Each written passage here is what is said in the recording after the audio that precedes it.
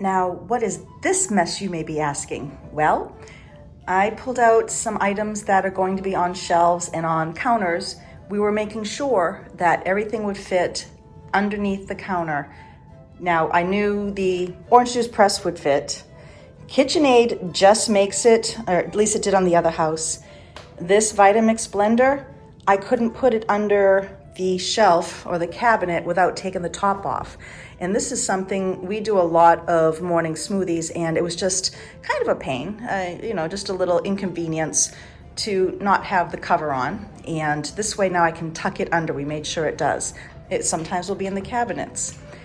But in this room, I mentioned I was trying to make a recipe. Now, instead of bourbon balls, I decided I was gonna come up with a limoncello pecan ball recipe. And I was following it, other than mixing out my limoncello for bourbon, and I was switching out pecans for walnuts, the whole works. And I went to use my food processor. Not soon into just doing some chopping, it died. Motor burnt. This is the second one I've burnt out. I had a Cuisinart first, a KitchenAid next. So I ask you, those out there who have the Cuisinarts, am I maybe getting a lesser model that's not as strong? I've had 2 burn out on me using it for completely easy recipes out of the book that says put all ingredients in the food processor. So I now need to do a little research. This is the one that burnt out on me. I looked for reset buttons and everything, so that's gone. What I did have as backup, my goodness, is this little Black & Decker chopper that I've had, oh my goodness. If this isn't the same one, probably since my first house in the 80s. So I'm gonna say this is a different box. I might've given mine to my daughter and then got a new one, but this has traveled with me and it is yet to die, knock on wood. Whereas the big guys that were fairly costly did die. So that's my story regarding the recipes. I'm really looking forward to getting back into the kitchen and creating. It's been kind of cozy making meals in here and cooking, but it's just, it's tough. It's tough, of course. But this is what I asked for by asking to put in a new kitchen, dealing with it. And last night I was playing with samples and color, and look, my coffee's still here from yesterday morning. This is how my life has been. I find them all over the house. You get me, you know that, you understand that. So I've been pulling out some wallpapers that I'm gonna look at. Now that the cabinets are up, I know that these 2 wallpapers are definitely too brown. Those cabinets have a green undertone to them. So I'm gonna order some more samples, but I am gonna hold the bee wallpaper up a little bit later just to see. My mess. This is the storm before the calm. So not that I'm jumping the gun or anything by putting my ironstone here. What I'm trying to figure out before we put in another shelf is, do I want one more shelf where they made me a line here where I could visualize where it would be? Or do I want 2 more so I can put more of my collections? So what I'm gonna do right now is just make some markings on the wall and see which I like better. Having 2 shelves might be too tight, but we'll make sure.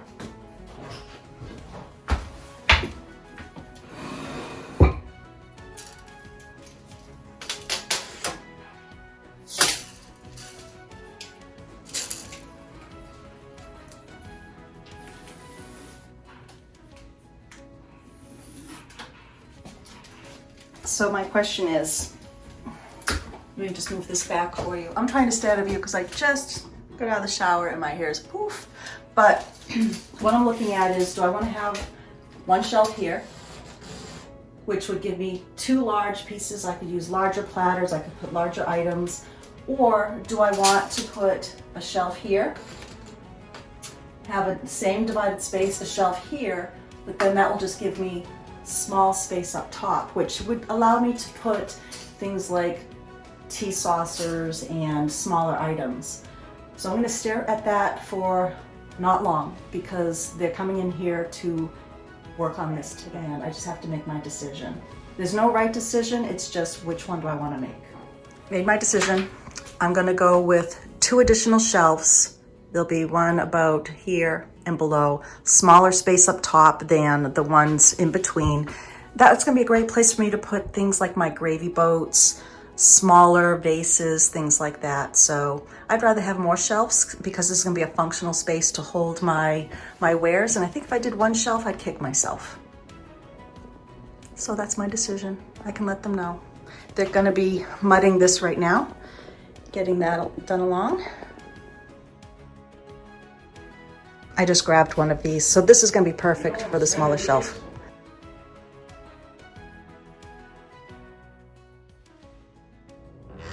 All right, let's do our morning check while the guys are on their break. So what I think is different in here so far is some mudding has been going on. Ceiling's being done, and the 3 shelves were in. They took it down just to do some work. Oh, there are the 3 shelves. So as of today, I did tell the guys that I want them to move forward with putting the base cabinets in.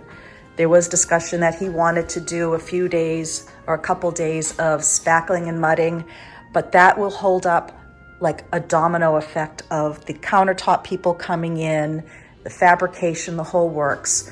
So he was just finishing up some spackling, and then he agreed to move forward for me. Wasn't his preference, but the client would like to see the cabinets set up. This mess will be gone, and then they can do some of the other projects. So I thought I'd explain about this wall. It has quite a wave to it. We started with the center cabinet, and then he put another side on. We got to this side, and the wall pushes out a bit, and only in the middle. So at first he said, all right, we're gonna have to take everything out. We'll pull these forward a bit, shim behind it, and then it'll be straight. Even though it's a little bit, I don't wanna lose up any real estate coming into the kitchen. It's such a small amount, but the reason I didn't want it to change, everything's perfect here. The doors line up perfect. It is beautiful. They did an amazing job setting this up. Any good contractor can, so it's not just these guys. It should be done anyway. You want your doors to line up and be flush. So I suggested, can the piece of the wall behind this unit be cut out? And that's what they did. They cut it out. It fits beautifully now, nice and flush. And I've got my drawers here, just making sure that it's opening with everything. And this is my old refrigerator from before. It's not hooked up, of course. I'm gonna be ordering another one. They're saying it's gonna take about a year. I just decided to put this in for now, then I'll order another piece because I'm just feeling a little overwhelmed, and I'm okay with waiting. So that's what I was meaning about thinking out of the box. Maybe it doesn't have to be just one way. A lot of contractors, and ours admits it, that they go with the right and easier route, but sometimes there's a different way to go about it, and that's all I'm saying, if that makes sense. Let's head into the pantry for a moment. Show you some things I've been playing with. Wallpaper.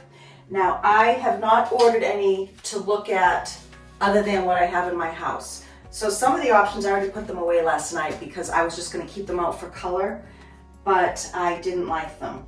Now, this one I do really like in here, but I'm 99% sure it's discontinued. It's a toile that's almost in the same exact color as the cabinets. And what I like about it, it's a country theme with the horses and the wagons, and just kind of makes me feel like this property. You know, we've got the meeting house down the street.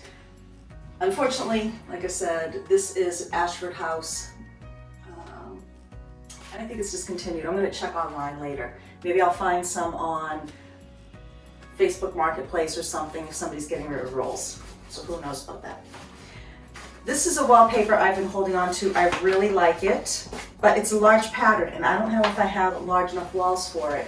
It's all different, but it almost looks like the bags you would see in mercantiles that are stamped, and I do remember it even had Lexington and Concord, Mass on one of the paper pieces. So the background color here works nicely with the cabinets. I hope I'm in view with that. You got the background cabinet color here, and it's bringing some blue into the house also, which I do love. I just don't have it anywhere. So that's something I thought would be fun. But like I said, the pattern is so large, would it be lost in translation? This is another piece. I think it's the exact same pattern. It's not the same pattern, so I don't know. I'll have to see. This is the one that said Lexington, but actually this one's New Haven, Connecticut. Okay, the lettering is a different color. That's the reason. This is a blue versus the gray-black. And the background color is a little deeper, so that's an option. I wasn't expecting to like this in here because it's a lot of blue, but it might not show up in the video, but in the background it almost looks like a textured fabric in the background, and that textured pattern is the same as the cabinets. So in reality, this works beautifully in here. So that's another option I'm going to look at.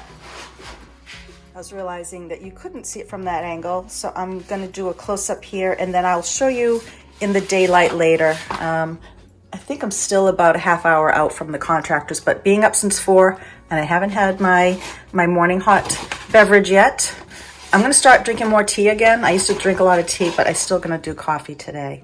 But here's what I was talking about in the background. It has almost a pattern of a fabric to it, and that's the color of my cabinets. So that would be really pretty with it. And this one is by WallQuest.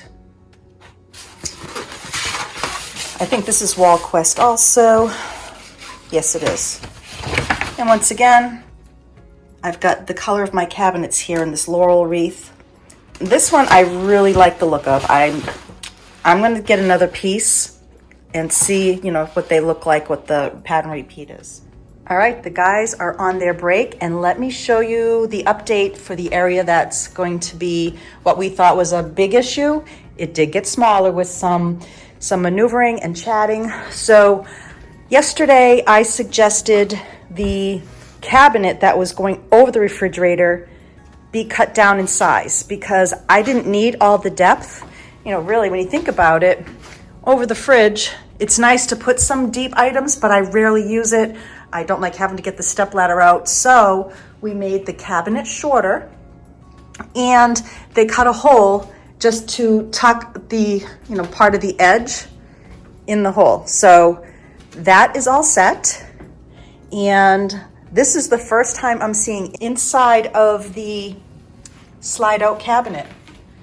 This is going to give me so much more extra space. We'll be able to put our cereal boxes in here, pancake mixes, all kinds of stuff. So this is going to allow me to empty out the pantry that I showed you. Remember the mess I showed you the other day? The door behind the fridge? That's going to allow so much more space in there, and I'll be able to use that for dishes or vases or whatnot. So we'll see how much space, but this is going to be stood up in a moment when they come back after getting their coffee. They're going to put it in place but not adhere it. They're going to hang the box and make sure everything fits before adhering this, and then they'll put the fridge back in, and this will be done. Now I want to show you what I did while they were gone. There was some holes and spaces, and this is an old house, fieldstone foundation, and you get critters. So anytime something was moved that I was able to get to, I'm putting steel wool on all areas that anything could creep through. They don't like steel wool. They don't like the feeling of it. And then there was a larger hole here that they just did a little exploratory to see what was behind it. I used this product. It's called Pest Block, and it helps for all kinds of stuff, even ants. So I did that area there. I could go around the whole edge with the Pest Block spray, but I don't have the right attachment and I don't want to make a mess. I mean, that's a mess right there because I didn't have the hose to work on it. But this product is great. Once again, you can put it around sink pipes that are coming up. That's where ants like to come up through. They follow the cold pipe from the ground. And if you have ants, a lot of times that's where they're coming in from. But anyway, I just wanted to show you this. Looks like we're gonna be all set and won't have to build out this wall other than padding it maybe just a little. So by tonight, I think we're gonna have this part of the wall put together. Knock on wood. I wanted to share that I did use a product that was not meant to be used to lighten beams, but I want to show you something. Here is the beams that were hidden behind another beam that we had here enclosed. And if you remember, I've got all these dark beams here in the kitchen that I'd love to lighten up. This beam here was just as dark. You can see where I tried some light staining samples, but they didn't work out. But at top, right here, I'm gonna zoom in now so you can see this. I was able to lighten it up with a spray product, and makes me realize I'm gonna be able to do something. The spray product I used was actually for mold and mildew cleaning, and it worked great, but I can't see spraying this whole room. So I'm going to see if that product has a brush on liquid product. I could try the oven easy off thing that people have suggested, but once again, I don't wanna spray the ceilings, I don't wanna spray the walls, the trim. So then I'm even gonna try maybe a bleach solution, but this gave me hope. This makes me realize that I will be lightening the beams here in the kitchen, whether it's before it's done or after it's done as a weekend project, I don't know, but I was thrilled that I was able to lighten that up. And here is an update. This cabinet, I felt so bad for the contractors. One, this top cabinet was built way too deep for the crooked wall, so they had to actually cut it. And let me show you what I mean. I'm gonna go inside here. They actually had to cut it and put a new backing on it, which luckily we had here already, because this wall was so angled it wouldn't fit in. Then this guy kept shifting and turning on them. This was a full day project. I was here watching them. I felt their pain. You know, we were doing some things together, trying to figure it out. And we ended up deciding to push it back further. And like I said, they cut things instead of bringing it forward. So when they return on Monday, they're going to finish this up and the fridge will go back in place. And then I'm not sure if they're going to start working on this wall or if they're going to start building the island. I have a feeling they'll start with the oven wall just to keep things out of their walkway. But having this here, it is definitely feeling more like a kitchen. Now in the Butler's pantry, I made a change while I was in here just envisioning things. I decided I'm going to put the microwave on this side. One reason is if we're outside here in the kitchen, you can see that little area where the microwave was going to go, and I don't want to be looking at a microwave. Before I had it hidden behind cabinets. So I'm going to leave this empty, and we're going to do the same shelves, the same depth as the other side. And over here, I'm going to have the microwave, so I'll have all the appliances here on this one wall. Let me zoom out here for you. And I think that's going to be so much better.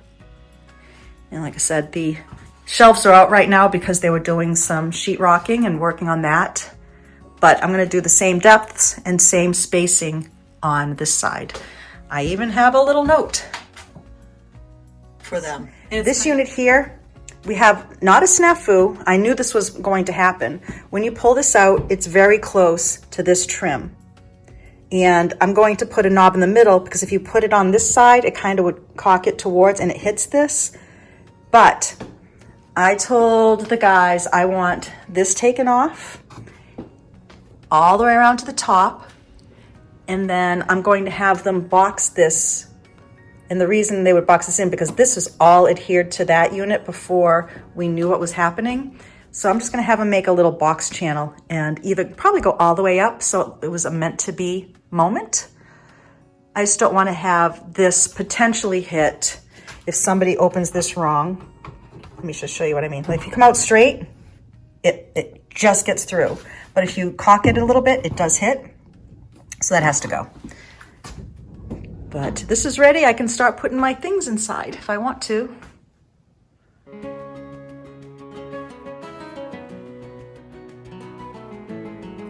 Another week, another date night, and while we were sitting at the bar, I was talking about business and logos, and I never showed Ben our family S, which my dad always used to make, and my sister and I would put it on our school books or whatnot. And we started to come up with the idea that maybe someday this S will be incorporated for Sugarwood. On this night, we went to the Bedford Tavern Inn, and this is just 2 of the rooms. I've shown this before in the past just a little bit, but once again, it has a beautiful ambiance. This is where they host their dinners. We were over at the downstairs tavern bar, but it's such a beautiful location. If you're traveling in the area and you want a real touch of New England ambiance, this is one of your many choices. Well, kindred spirits, that's it for now. But in the next few videos, I have some other things planned to share with you. One, we're going to be unboxing some items that I've been purchasing for the kitchen. Another video, and this is in no particular order, and another video, I'm going to be sharing how Ben gave me a gift for Christmas by purchasing some time with a genealogist to help me track an ancestor down. And then also, I'm curious, who would like to see some evidence that our past house, Groton House, was haunted? Just let me know, because I have proof. Bye now.